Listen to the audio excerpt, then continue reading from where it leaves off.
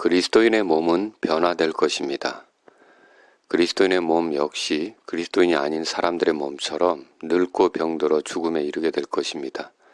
그리고 죽음에 이르게 되기까지 그리스도인의 몸은 하나님의 영광을 위해 사용되어야 함에도 때로는 죄 짓는 데 도구가 될 수 있습니다. 이 점은 그리스도인의 삶에서 안타까운 점이기도 합니다. 그리스도인의 영은 다시 태어났고 그리스도인의 혼은 건져졌지만 그리스도인의 몸이 완전히 구속된 것은 아닙니다. 구원받았다면 그 몸 역시 하나님의 것이며 그분께 영광을 돌리는 도구가 되어야 함에도 불구하고 때로는 하나님의 소유된 것을 명백히 드러내지 못하고 죄 짓는 일에 사용될 수 있습니다. 그러나 언젠가 그리스도의 몸은 변화될 것입니다.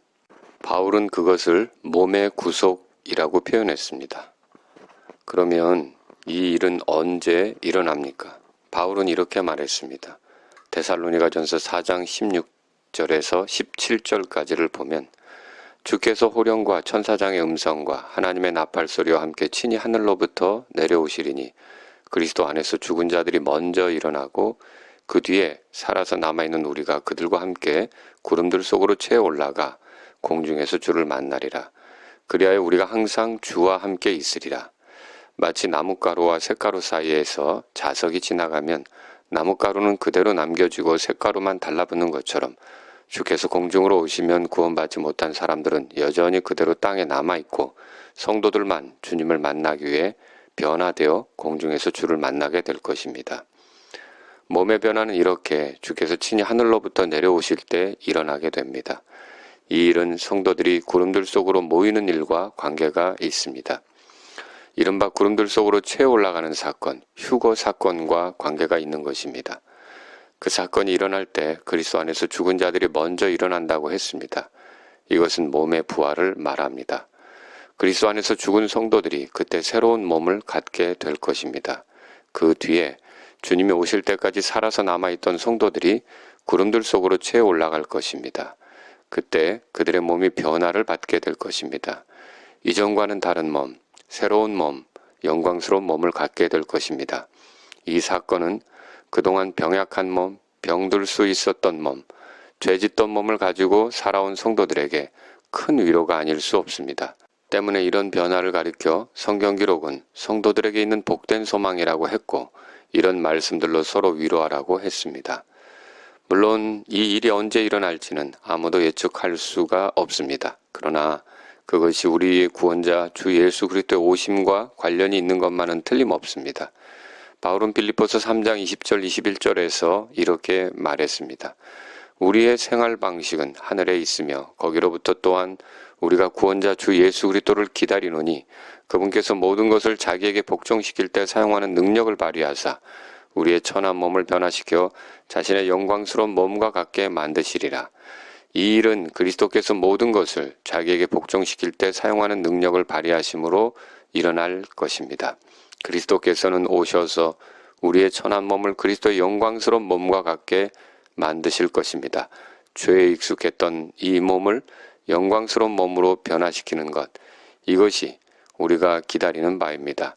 그때 주님에 의해 변화되는 몸은 지금의 몸과 달리 병들지도 늙지도 죽지도 썩지도 않는 몸, 죄와 상관없는 몸이 될 것입니다. 이 일은 어떻게 일어납니까? 바울은 또 다른 곳에서 이렇게 말했습니다. 고린도전서 15장 52절에서 57절까지를 보면 나팔 소리가 나매 죽은 자들이 썩지 아니할 것으로 일어나고 우리가 변화되리니 이 썩을 것이 반드시 썩지 아니함을 입고 이 죽을 것이 반드시 죽지 아니함을 입으리로다. 그리하여 이 썩을 것이 썩지 아니함을 입고 이 죽을 것이 죽지 아니함을 입을 때에는 기록된 바 사망이 승리 가운데서 삼켜졌도다 하신 말씀이 성취되리라. 오 사망아 너의 쏘는 곳이 어디 있느냐? 오 무덤아 너의 승리가 어디 있느냐? 사망에 쏘는 것은 죄요 죄의 힘은 율법이니라. 그러나 우리 주 예수 그리스도를 통하여 우리에게 승리를 주시는 하나님께 감사하노라. 이 사건은 마지막 나팔 소리와 함께 일어날 것입니다. 그때 죽은 자들이 썩지 아니할 것으로 일어난다고 했습니다. 이것은 몸의 부활을 가리킵니다. 또 우리가 변화된다고 했습니다. 이것은 우리가 썩지 않을 몸을 입게 된다는 것, 죽지 않을 몸을 입게 된다는 것을 말합니다. 그때 더는 사망은 의미가 없게 된다는 것을 말합니다. 때문에 사망이 승리 가운데 삼켜졌다고 했습니다. 사도 요한은 이렇게 말했습니다. 요한일서 3장 2절에 사랑하는 자들아 이제 우리는 하나님의 아들들이니라. 우리가 앞으로 어떻게 될지는 아직 나타나지 아니하였으되 그분께서 나타나시면 우리가 그분과 같게 될 줄 아노니 이는 우리가 그분께서 계신 그대로 볼 것이기 때문이라. 변화된 몸은 그분처럼 되는 몸입니다. 사망이 다스릴 수 없는 몸, 죄가 다스릴 수 없는 몸, 마귀가 다스릴 수 없는 몸, 부활하신 예수님과 같은 몸을 갖게 되는 것입니다. 얼마나 귀한 일입니까? 이것은 주님께서 말씀하신 바 나는 부활이요 생명이니 나를 믿는 자는 죽어도 살겠고 누구든지 살아서 나를 믿는 자는 결코 죽지 아니하리라는 것의 성취가 될 것입니다. 그러므로 그리스도인은 언제 주님이 오실지 모르지만 늘 기다리는 마음으로 항상 깨어 있어야 할 것입니다.